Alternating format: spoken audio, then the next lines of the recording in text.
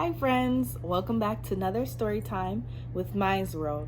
Today we will be reading The Cool Bean, written by Jory and illustrated by Oswald. But first, have you brushed your teeth? All right. Have you washed your face? All right. Has mommy or daddy tucked you in tonight?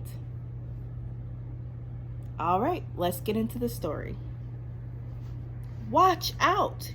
Here come the cool beans. The cool beans. Oh yeah, check out how they move. Look at the way they swagger. Notice their sunglasses. Yow! The cool beans are known all over school, from house to house, across town, beyond country lines. In the olden days, last year, we were all one big pot of beans. We were a mixed bag, but somehow it worked. Yep, those were the good old days. And then we stopped seeing each other as much. That's just how it is sometimes. You spend less time together even though you're not totally sure why. I watched as the beans I knew so well, the beans from my own pod, became the cool beans. Oh, they were so cool. One of them could play the guitar. Cool.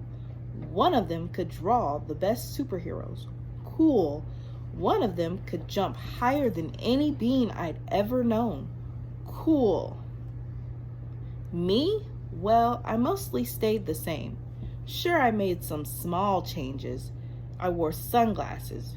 Too big. I slicked my hair back. Too slick. I strutted around. Ow. I staggered. I swaggered. Oof. I was still picked last everything. My clothes never seemed to fit. I snorted when I laughed. I walked into stuff. I was an uncool bean for sure.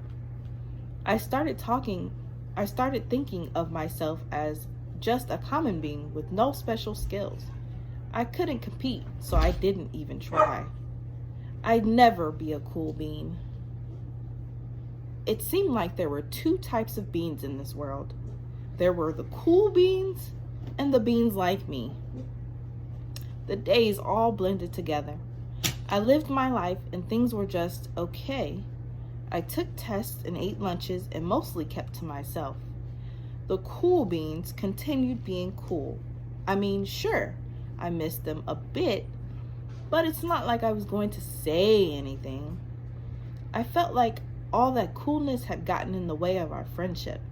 And now, and that's how it went until one day. I was in the cafeteria. I dropped my lunch on my loafers. Oh no, not again.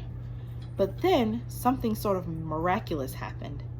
Out of nowhere, one of the cool beans helped me clean it up. He didn't even say anything. He just gave me a nod. That was it.